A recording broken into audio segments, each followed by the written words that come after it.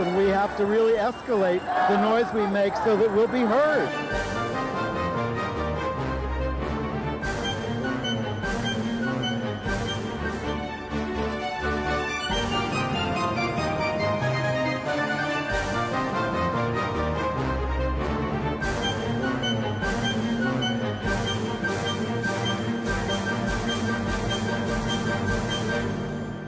Happy Halloween. I'm Andy Hum. Do you celebrate Halloween? No, don't you see how I'm dressed? That's a longer conversation. I'm Andy Hum. This is Gay USA. And I'm Ann Northrup. And a viewer asked me for the results of the tests I had last week. I had an EKG and an echocardiogram because of my recent little fainting spell at physical therapy. They're checking me out all over. They've determined I didn't have a stroke. Now they're checking to see my heart. I got some results. I think they're fine. I have to talk to my doctor and find out. And I have other tests coming up so I can see what my future is immediately ahead of me. Lots of tests. And it is Halloween, and we will start by telling you about some of the horrors of the Trump administration, which you see every 5 minutes anyway.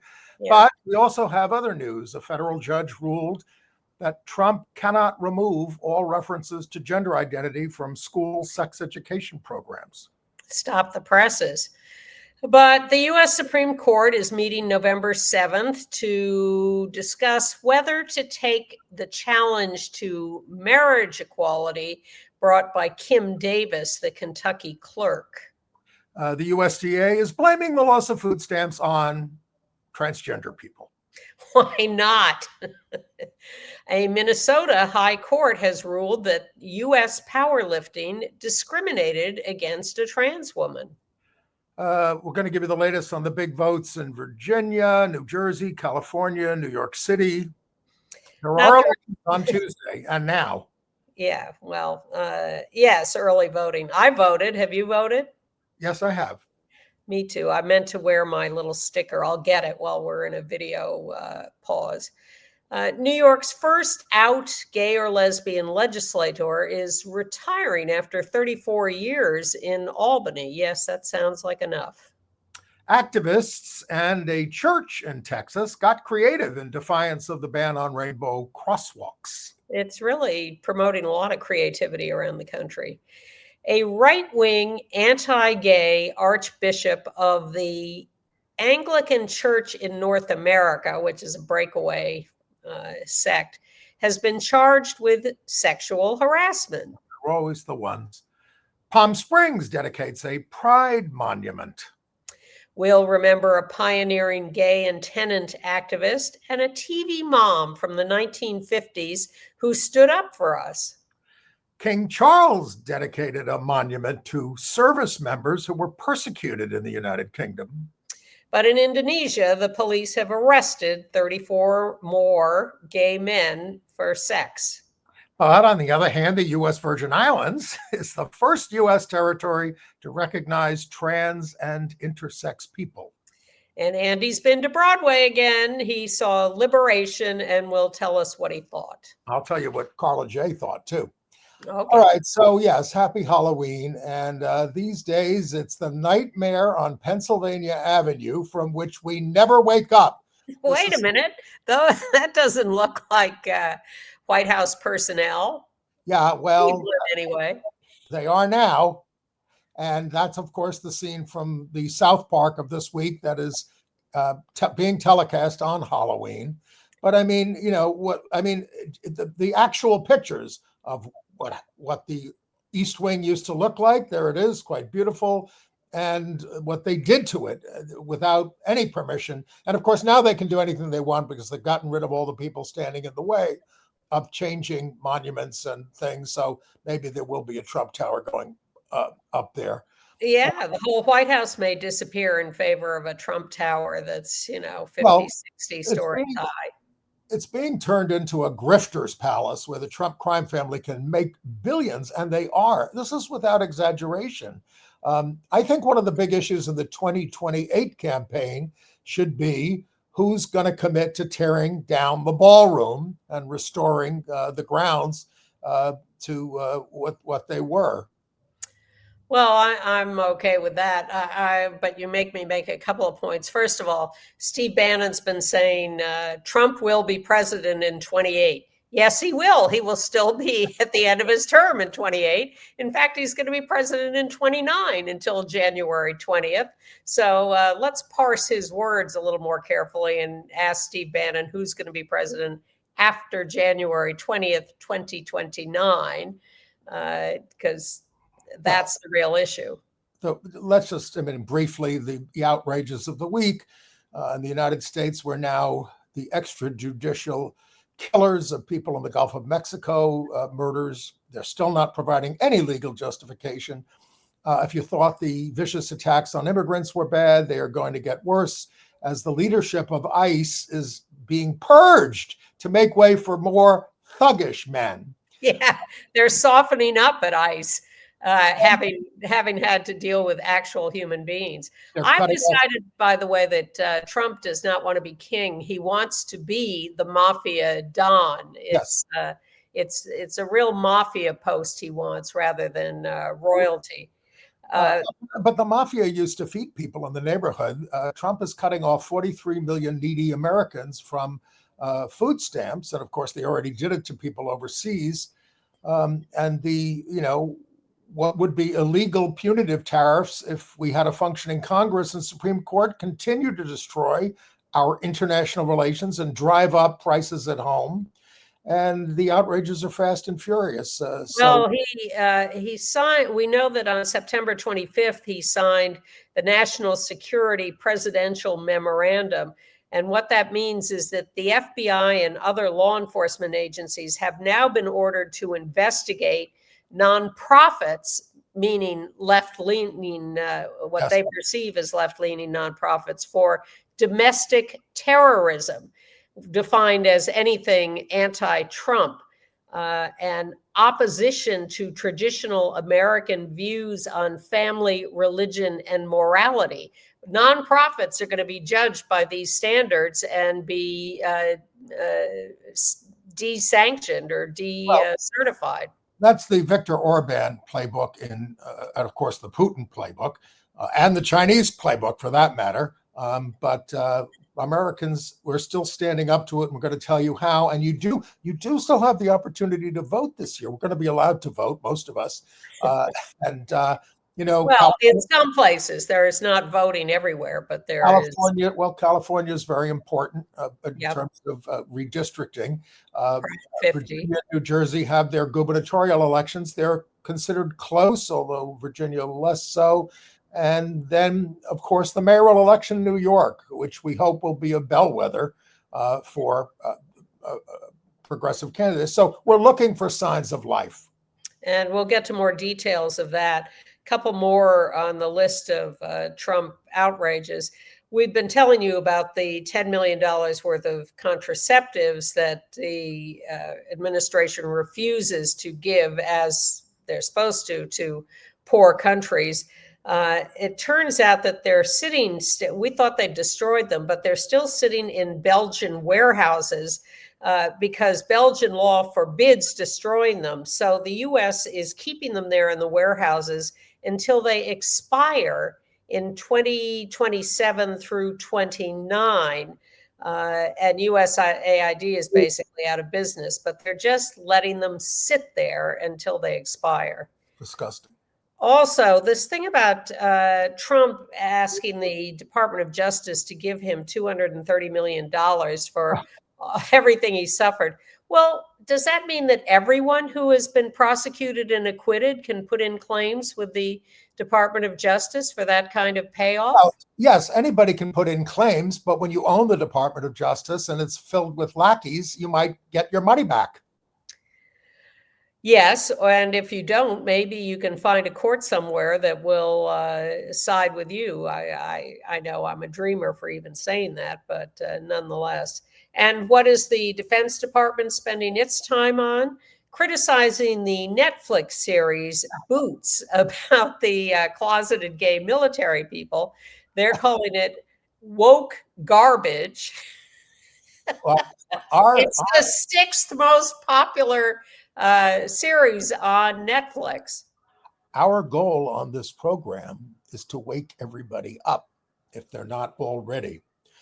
All right. So, how about this good decision we got from a federal judge? She's filing an injunction for 16 states and the District of Columbia to block Trump's efforts to force the states to remove all references to trans and gender diverse identities from sex education plans. Her name is U.S. District Judge Ann Aiken, a Bill Clinton appointee in Oregon. She invoked the language of segregation and Brown v. Board of Education in her decision.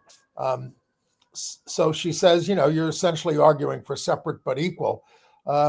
The president, of course, is threatening to withhold federal funds from public schools if they don't comply with his position.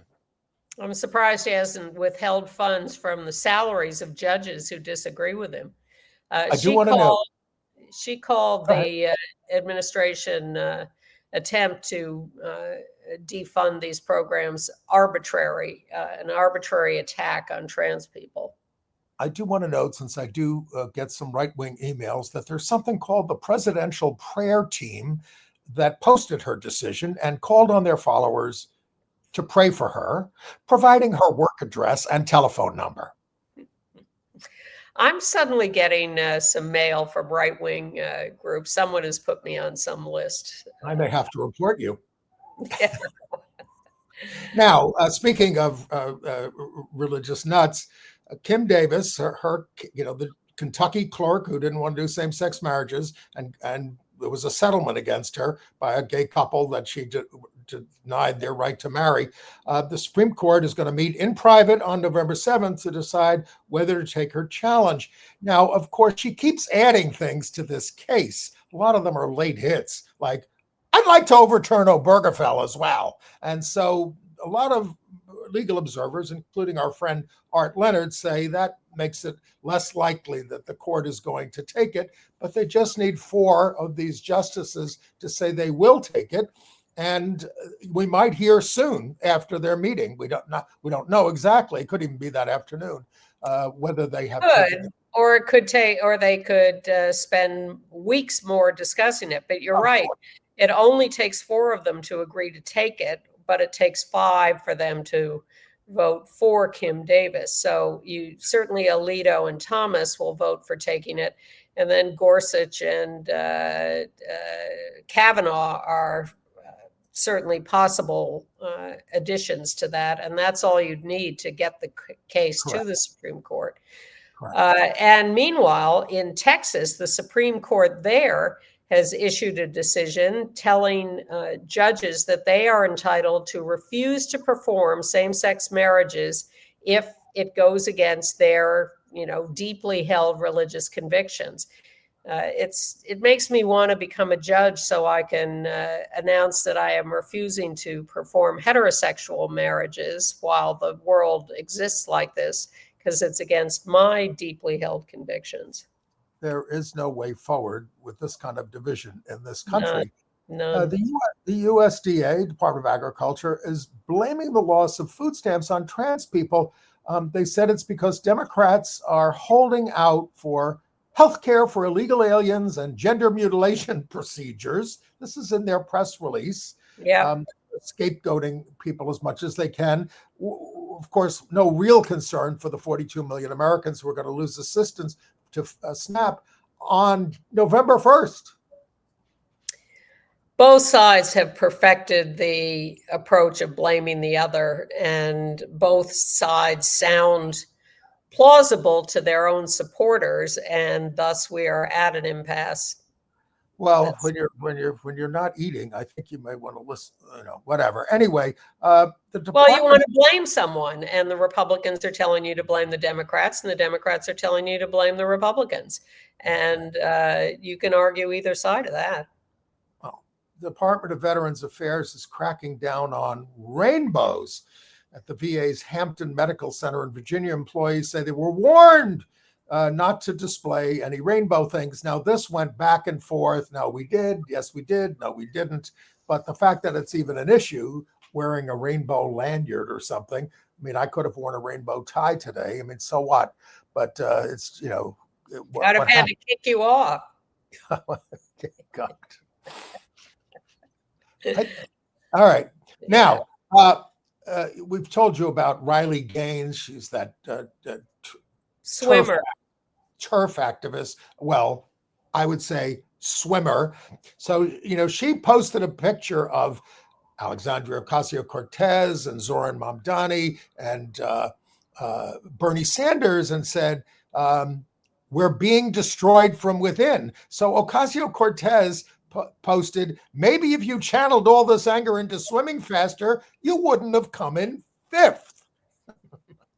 Well, I think that's a little snarky. It is a little snarky. It's intentionally snarky. Yes. But the real point is that 4 non-trans swimmers beat her and Leah Thomas. They tied for fifth. It has led to a big career, a lucrative career for Riley Gaines as a right-wing activist. Sure.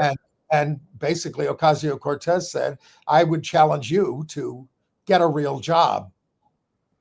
All right. The Minnesota Supreme Court has ruled that USA Powerlifting discriminated against a transgender woman by banning her from women's competitions. Yeah. They said the blanket ban is inappropriate, that if you're going to ban, that the state law of Minnesota requires appropriate participation. So if you want to challenge someone's participation, you have to prove a reason for that. And in terms of trans people, some will meet the standards and some won't. And therefore, that's how you decide who participates and who doesn't. And, you know, we've discussed many, many times, what are these standards? People who of non-trans experience have very different qualifications and strengths and skills, and yet we don't sort them out beyond gender for participation. You know, there are basketball players who are a foot taller than others, and no one tries to even that out. Michael Phelps and his long arms, whatever. So where are we drawing the line for trans participants? Arlington, Texas, the city council is going to vote on November 18th to remove whether or not it will remove gender identity, expression, and sexual orientation as protected characteristics. Trump officials said they would revoke $65 million in federal grant money from the city if it did not remove language related to diversity, equity, inclusion from the municipal code. And Arlington and Fort Worth did vote to end DEI programs and rewrite ordinances. So this would be a removal of civil rights protections there.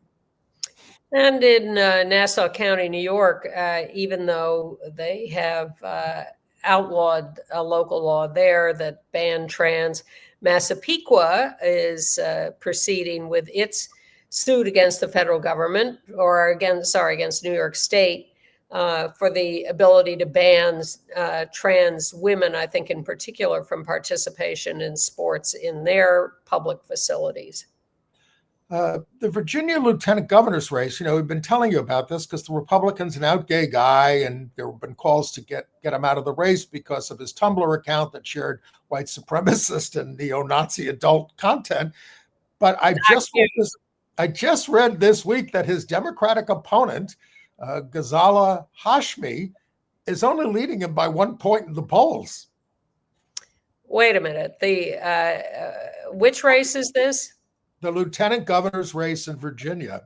Is it the attorney general Democratic candidate who had bad things on his social media? The attorney general candidate was texting with a friend and said, if I only had 2 bullets, I'd put him in the head, not of Putin or somebody, but in the head of the state legislature who's a Republican. So hard to keep all these candidates straight with their social media accounts. Okay. But when we have the results of these elections very soon, we'll sort this out. And Governor Janet Mills of Maine has launched her campaign for U.S. Senate. And one of the first arguments she made was to tout her record on trans rights. Now, of course, she's running against Graham Plattner. Yes, who is also discovered to have some little Nazi symbols on his body, and he's apologizing. And then there's a gay candidate in that race as well. Well, Plattner, who was seen as the leading candidate until Janet Mills spoke up, and I wonder whether she entered the race because she knew this was coming with, you think? Maybe she helped Well, that out. Big debates over whether Plattner should be dismissed because of his Nazi tattoo, which he supposedly got covered up, although there's some debate about that. But he apologized for his anti-LGBTQ Reddit posts and said his eyes had been opened over the years by gay and trans friends. So again, the question is, do people get, does apologizing make up for bad acts in the past? Where do you draw the line? How much do you believe people? How do you find out whether they're believable? It's very confusing. I would like to get back to the point that what we grew up with, which is that Nazism and fascism are bad things. I think we agree on that. The question is, if you apologize for it, can you get past it? I don't think the country agrees with it anymore. You saw the chat among the young Republicans. Now, speaking of Republicans, we got a Democrat running in Illinois' 13th congressional district for the House next year. He's a fighter ally, a 32-year-old Army captain and biochemist, Dylan Blaha. Is that the name? Yeah. He's mounting a progressive change. And he says, the Dems are rolling over on LGBTQ rights, and I'm going to fight. I'm not going to apologize. I'm going to stand up for trans people and everything else.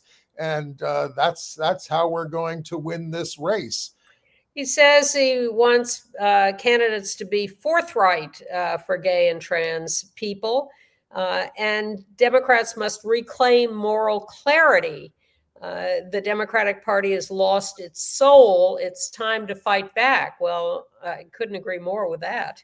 You will never even hear the words pass the lips of Chuck Schumer anymore.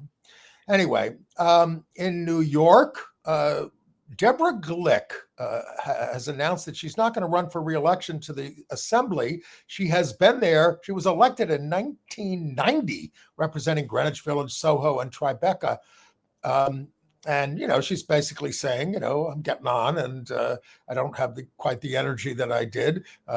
We don't either. Amen, sister. Yes, amen to that. So long service. She was a pioneer and a trailblazer. Well, she was a big factor in passing marriage equality, abortion rights, ERA passage in New York, environmental laws.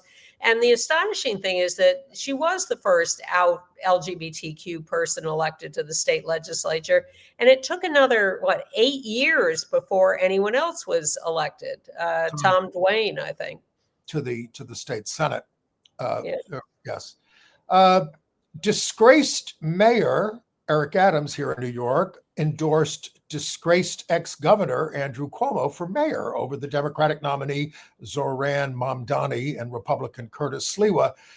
Adams had repeatedly called, as recently as a couple of weeks ago, Cuomo a snake and a liar during his own campaign for mayor.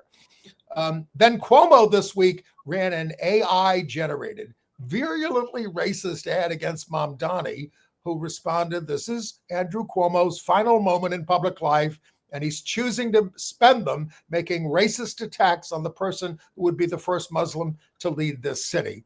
And of course, Cuomo also made these horrible remarks on the Sid Rosenberg show. Now, that's bad enough.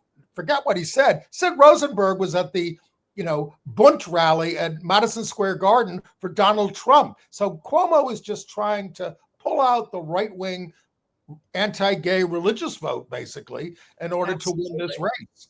Yep, no question. So let's talk about Mamdani.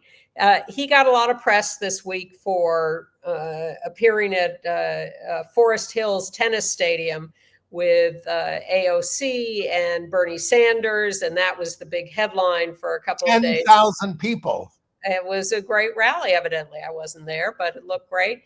But there's something else he did before that. He went to the 10th anniversary reunion of the lesbian nightclub Meow Mix. There's the crowd at Meow Mix for the anniversary. And there's Zoran Mamdani holding a T-shirt he's been given and talking to the crowd. Now, let me say, he referenced ACT UP. He said the crowd was a vision of what New York should be, said that queer and trans people should be cherished and celebrated, not just protected. He was just tremendously great in what he said. Now, here are the stars he appeared with there.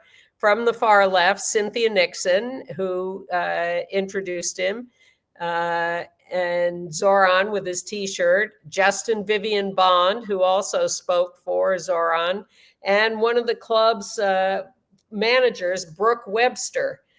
So it was a hell of a night at Meow Mix on Houston Street for Zoran Mamdani, let alone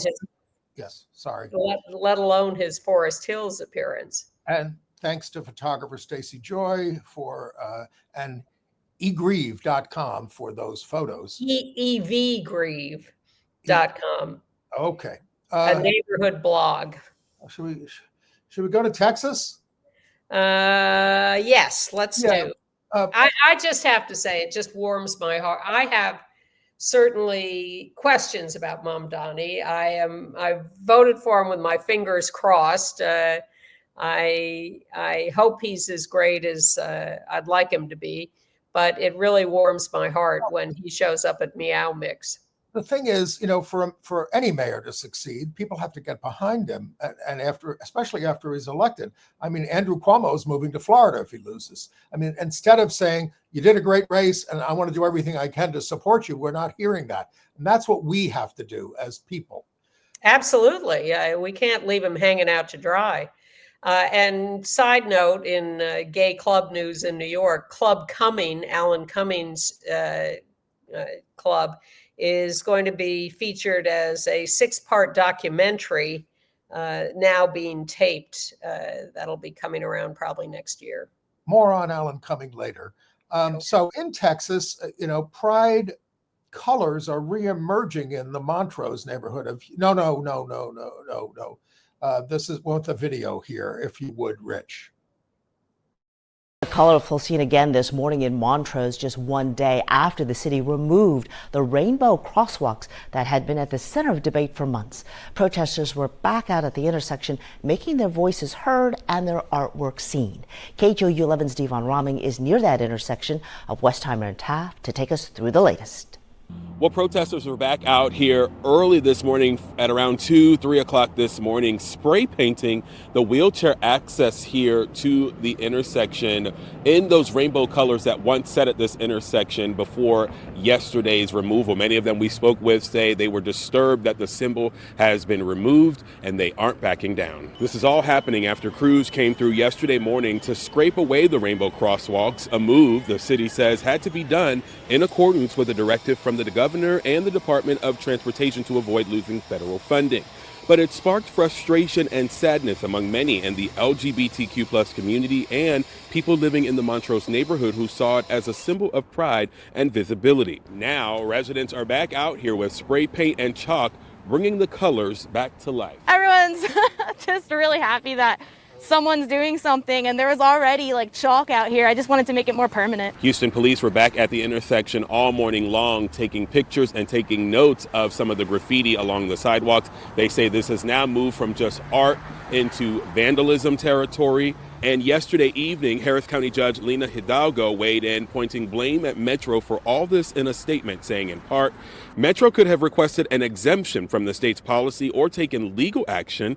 The community deserves to know who made the final decision to remove the crosswalk, why the decision was not put up for a board vote, and what other options we could have pursued instead of instant removal. Now, we've reached out to Metro and the Texas Department of Transportation for answers, but we are still waiting to hear back.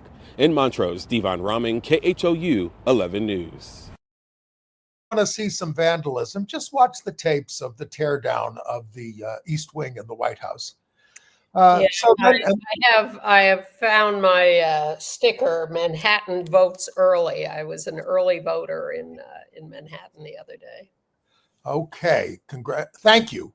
Uh, and But I just, that video, people getting out and doing that with a rainbow. I can't. I could spend hours talking to you about how fun and fulfilling it is to get a few friends and do an action like that. It it it's one of the most fulfilling things you can do in life is to make an action that is positive, do it with other people, whether it's marching in the No Kings March or getting out and painting rainbow crosswalks or whatever. Do it. It will make you so happy. although perhaps at risk of imprisonment these days, uh, with what they're Not if you're doing it on private property of, that is. and I'm referring to the story you did earlier about how they're going after our groups, and they mean it. Yes, that's true. That's what I'm talking about. But Very true. are they going to go after the Oakland Park Methodist Church in Dallas? They responded by this is so beautiful, painting the steps and the doors of the church in rainbow colors. They said we said silence is not love. We want every person who passes by to know you are safe, you are seen, you are beloved by their God. And they call it an act of sacred resistance in the face of what's happening in our state and in our country. We need more of that. How about St. Patrick's Cathedral? What are you going to do? Actually, I should say, I mean, of course, I'm not a fan of St. Patrick's, but they just did an inside mural, which is all about immigration. I mean, huge mural. It took years to put it up there, and it's all about affirming immigrants. Well, when we did the St. Patrick's Action as ACT UP, they accused us of graffitiing the walls outside the church, which we did not do, but they spent a long time trying to accuse us of that and track us down and get us prosecuted. Right. And in Florida, a 31-year-old man was arrested for ripping down a Starbucks pride flag and throwing it in the trash. And he was arrested for $210 worth of damage. He said, I decided to take matters into my own hands when he was inflamed by the flag. So he was released on $500 bond. He's a father of a young daughter, a registered Republican, and a sales manager at a funeral home chain. Well, it just continues. Florida is still fighting over the governor's arbitrary orders to get rid of all rainbows on public property. That's going back and forth. It's all over the country, really. Right. A Republican official sued a Texas doctor for treating trans kids. This was the Attorney General, Ken Paxton. So calling her a disturbed left-wing activist for providing the care. So she has left the state for Oregon. I'm going to insert a good news story here, for which I should have a picture, but I don't. But next year in May, there will be a new special edition of the most banned book in America, Gender Queer. Maya Kabe, the author, is issuing Gender Queer, the annotated edition. It's going to be a deluxe edition with new content and comments by people about the book. So maybe you can pre-order that. May 2026, it's coming out. Gender Queer, the annotated edition. No, we're not allowed to sell books on this show, but we can promote them. But of course, we will remind you that if you'd like to support Gay USA at the end of the year, go to gayusatv.org and help us out if you can.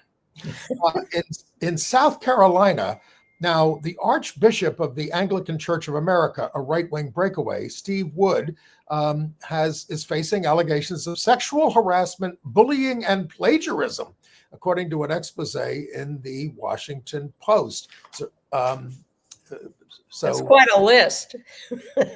Bullying and plagiarism. Well, it sounds like it was really grooming this girl.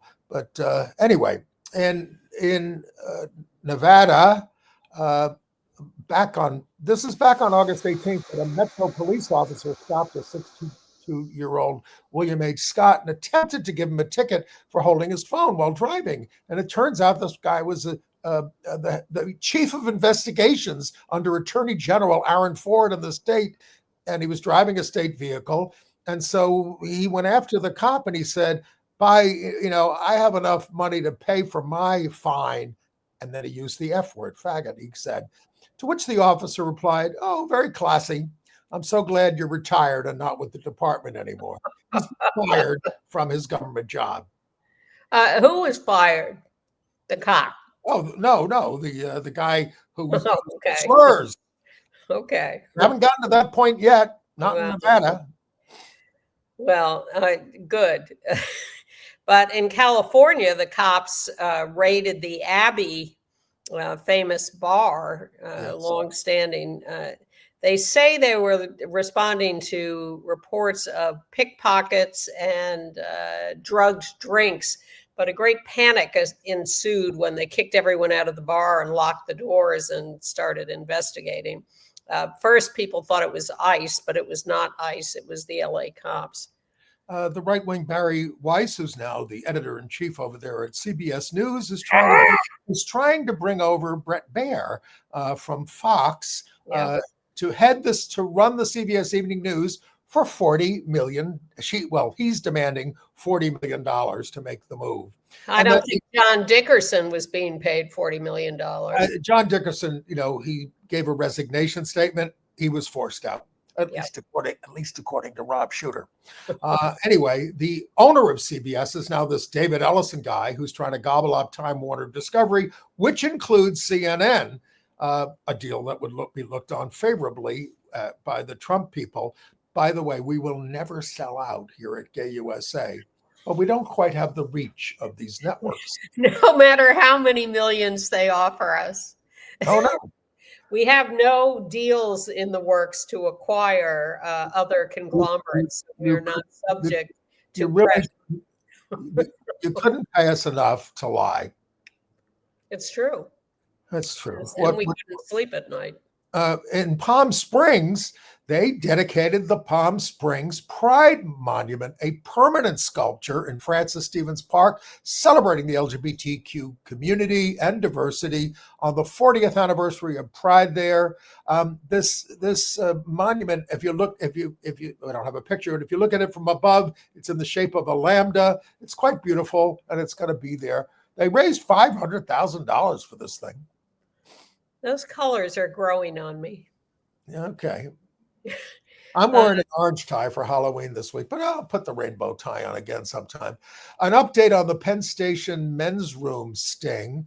One of the people they arrested was an asylum seeker from Ecuador. Now, it's a false charge. They were always making false charges against these men in the restroom, and he got off that, but now he's in a detention facility for ICE. It's just heartbreaking. It is, and it's so weird because life goes on, and for some people, and for others, they're locked up in detention centers and being thrown out of the country. Well, now the realism in everyday life, as we say. Well, we read what happened in Europe under fascism, and now it's happening here, and we're not doing enough. We're doing what we can, but we're not doing enough. Right. All right. Talk about a couple of people we lost. I think we should start with Leah Smith. I mean, this was a 21-year-old trans student found dead in Vermont, and they had not been able to find her body. Well, they did, and she apparently took her own life. She had been a trans activist on campus. She was on a panel, Trans Healthcare is Not a Debate. And she was a real student leader. She was a champion diver. She was in the chess club. And sometimes it's the high performers who are whatever. I don't want to overgeneralize. Right. At Middlebury, she was on this panel, and she said, know that there are people in your community that are here for you and care about you. Very, very sad. Yes. And then Michael McKee, who you knew very well. Mike McKee was the leading tenant activist of the last, he was 85 when he died, of the last 60 years. If you live in a rent-regulated apartment in New York, you can credit Mike McKee for leading the fight to hold on to those rights and strengthen them. But he was also a co-founder of the Chelsea Gay Association. And he won an early case securing the right of gay partners in rent-regulated apartments to stay in their apartments after the leaseholder died. And this was at the height of the AIDS crisis in '87, when his then partner, Louis Fugione, died of AIDS-related complications. So he's survived by his husband, Eric Stenshall. There's going to be an interment service this Sunday at St. Peter's City Corp at 10:30 a.m. I'll be there, and a memorial service on December 3rd at 4 o'clock at the same church. All right. And June Lockhart. My TV mother. I am old enough to remember June Lockhart on Lassie with, her little son, Timmy. She was actually not the first one to play that role. Cloris Leachman preceded her in that role as Timmy's mom and someone else. But June Lockhart really was the ultimate Lassie's mother. And Mother on Lost in Space. And the mother on Lost in Space. Shall we show? But she was a fierce liberal advocate. Let's show the clip from the Virginia Graham show. Let's set it up, because the first person to speak is still alive, and that's Troy Perry, the founder of the Metropolitan Community Church. Like it's wrong then not to have children, anyone not to have children, is this true? What? No. Yes, I think it's too bad for them. I don't think it's, but that is not a sin against the law of nature. Well, it's not against the sin of law of nature to be a homosexual. Animals have homosexual acts with each other. Go to the San Diego Zoo, watch the monkeys But you know what God gave us that he didn't give animals? He gave us the intellect and the self-discipline and the sense of values. So That's that correct, to be happy human beings. And if there are those individuals who happen to be heterosexual, I agree with the doctor, there are those individuals who are very happy in a homosexual relationship. And they would be very unhappy in a heterosexual relationship. Basically, what I was saying was that we don't thoroughly understand it yet, and that we should not categorize it or condone it or deny it. We have to understand it. Yeah, but June, you wanted to say something. I was just going to say, Virginia, I'm just a guest here, but if you'll forgive me, I don't think you should moralize about it if you've never been a homosexual. Because you have to... Are you kidding? You don't think I should moralize about taking dope or moralize about shooting and killing no, if we're I've not never talking killed about anybody? dope and killing. We're I talking think we about are. homosexuality. I think we're killing a civilization. It has nothing to do with the other two things. Don't get off your subject. We must say this, though. You have to remember homosexuality throughout history has never risen above from 4 to 10% probably. We have information. We have statistics that will bear this out. Well, won't a church like yours make it rise more? No. We're only helping those who are already homosexual. We're not trying to convert people to homosexuality.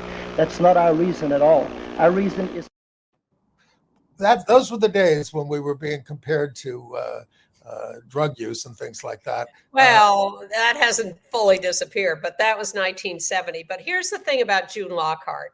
She's known as this, lovely mother on these shows. And look at her there with Lassie. Who could resist? But June Lockhart had a whole real life that just wasn't talked about. She had a press pass to the White House press office given to her by Dwight Eisenhower. And she used to hang out there regularly. She was very, very politically savvy and involved, and a very progressive person, and standing up for LGBTQ people in 1970 on the Virginia Graham show was totally in character for her. And she also stood up for writers who were blacklisted in the 50s. And when someone would compliment her on Lassie and say, oh, that's the real America and all that kind of stuff, she said, a lot of the writers are in jail. Yeah, exactly. So if you like it, it was written by commies. She also won a Tony Award for her Broadway debut at 22 in For Love or Money, playing a pretty vagrant. She was also a big rock and roll fan, and she would go to rock and roll concerts all the time. One of her greatest regrets was that she never met David Bowie, who was one of her great idols. She died at 100 She was 100 years old. Oh, we're getting there, Ann. It's true. It's not that far away, but I'm determined to get there. My grandmother got to 103. Wow. I'm not ready to give up yet. Okay. Like my grandmother had a hip replacement at 99. Wow. All right, international. Are we on to international news? Sure, why not? Well, how about that King Charles III? He unveiled a memorial to lesbian, gay, bisexual, and transgender military personnel in Staffordshire. It's his first official engagement in support of the LGBT community as king. You know, when the Admiral Duncan bar, a gay bar in Soho in London, was hit with a deadly nail bomb, as Prince of Wales, he visited that site to offer the condolences of the nation. That sculpture there is named An Opened Letter, which is the kind of letters that people got to tell them, you know, that got them in trouble and got them accessed or got them fired from the military. It's true. They were incriminating letters. And so this is a representation of those letters crumpled up. Yep. And by the way, they only got rid of the ban on gays in the military there in 2000. I think. Well, what about us? We were worse. Yes. In Indonesia, 34 men were arrested. I thought we're doing Hungary next. Oh, you're right. Of course, I forgot. The European Pride Organizers Association is condemning the criminal proceedings launched against this guy, Geza Butsats Habel, the lead organizer of, I'm not going to say it, PECS, Pride. He was summoned for police questioning yesterday, and they're targeting him. He led a peaceful march. He admitted to it, but he said, I didn't commit any crime. But he could be punished with up to a year in prison for leading a gay march. Soon that will be us. Indonesia next. Cops are constantly arresting people in certain provinces in Indonesia where... Oh, wait a minute. This was in Surabaya, which is the capital of East Java. You know, the nation's second largest city. Okay, it's spreading. 34 men arrested at a party labeled as a gay party, put on public display there, being photographed, and facing a lot of jail time, I think. Paraded through the streets. It's just awful. Yep. All right. Where are we? In Turkey, they're proposing harsher penalties for anything LGBTQ, like marriage, jail time, not just whatever they've been doing. And in Russia, the cops raided a so-called kissing party, harassing the attendees for 4 hours before letting them go. The South Korean census will allow same-sex couples to identify themselves as spouses for the first time. They have a big right-wing church movement over there, but they managed to get this in there. In Russia, the ice hockey coach of the Russian Olympic team is angry because he's been told the team cannot participate as Russians in next year's Winter Olympics. They can participate as neutrals, which is how Russia participated in the Summer Olympics. He says petty bisexuals are responsible for barring the Russian team, which are being barred because of their invasion of Ukraine. Well, at least he didn't blame trans people. The new Irish president, Catherine Connolly, an independent backed by all the left parties, won the election as 63% of the vote. Has very strong LGBTQ credentials. She was the only member of the parliament there to actively campaign to extend gender recognition to non-binary people. She's said to be the most pro-trans member of parliament. She was raised Catholic, but describes herself as irreligious in Ireland. Well, they've come a long way, but they've done a lot of really very daring, progressive stuff over the last few years. It would be nice if that became a model for us.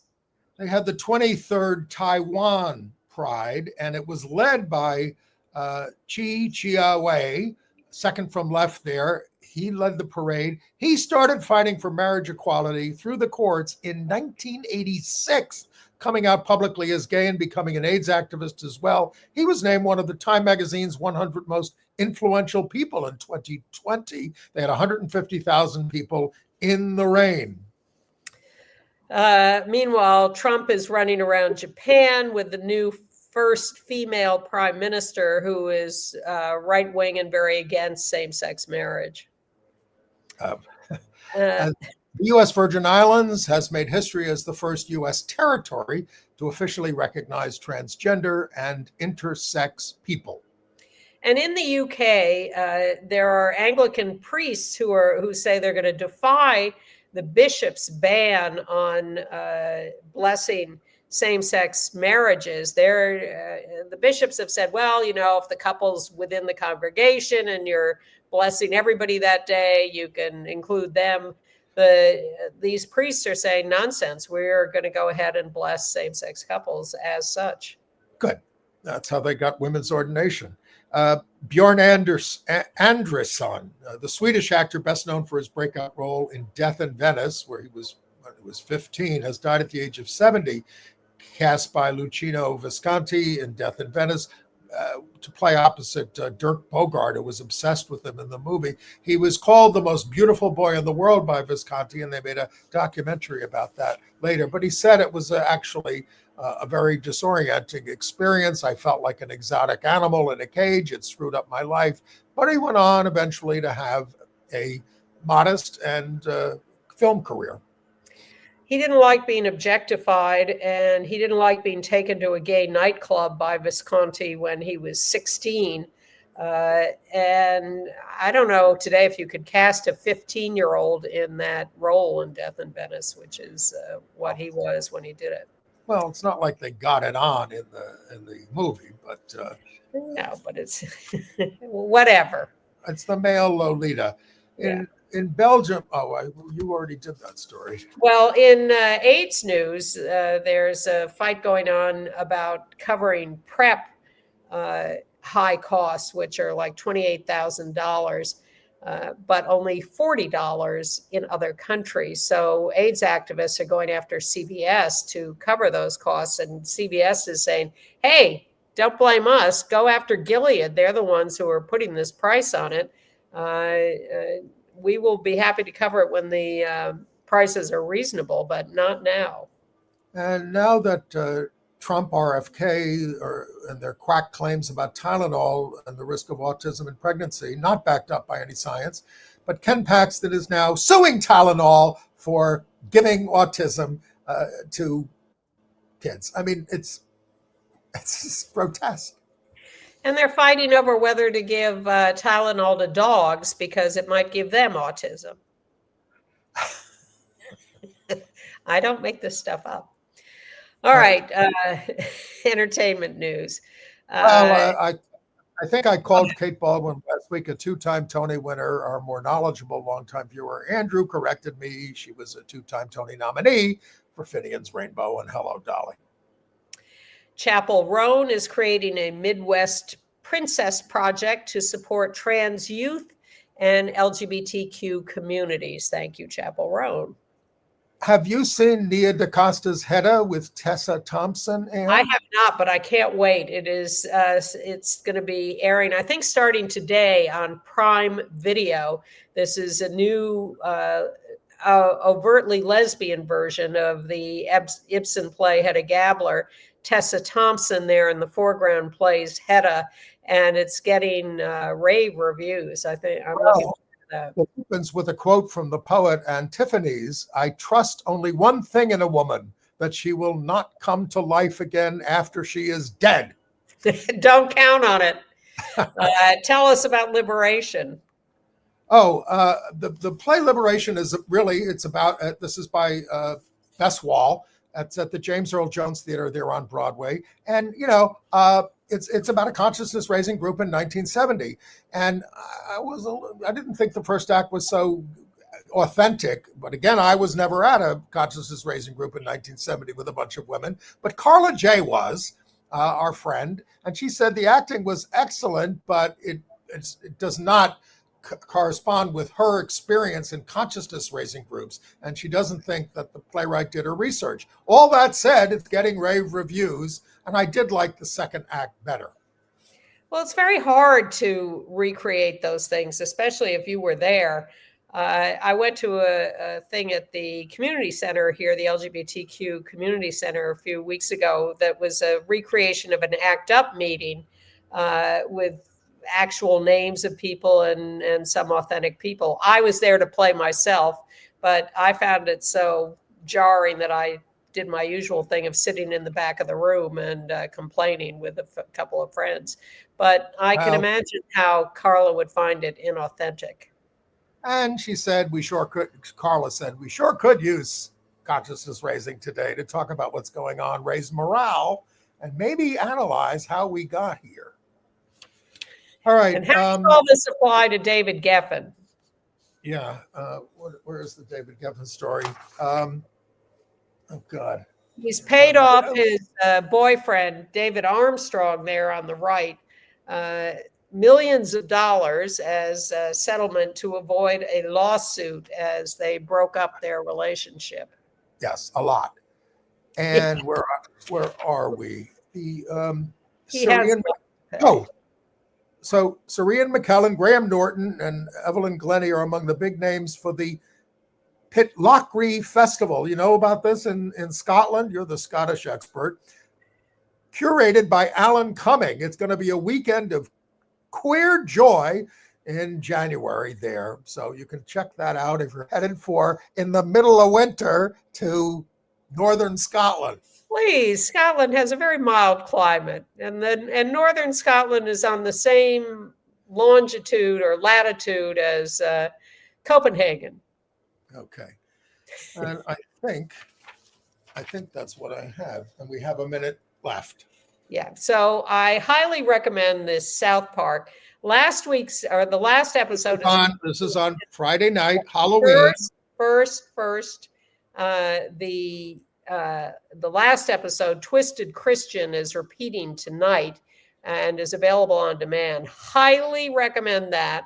And then the upcoming one is all about the East Wing being demolished. And you saw Satan in the picture. He's a regular character. So that's Friday night at 11 p.m. on Comedy Central, not Fox, as I said last week, because I'm in the Wayback Machine. Comedy Central, South Park. The Woman in the Hat, 11 p.m. on Friday. Okay. And then available on demand. Well, happy Halloween, everybody. I don't have any special plans, but I'm going to play golf on Saturday at a golf course that is decorated for Halloween with ghosts and goblins and spider webs and everything else. And I'm going to have lunch with Fred Carter. Okay. Happy Halloween to everybody, and we'll see you next week. Bye.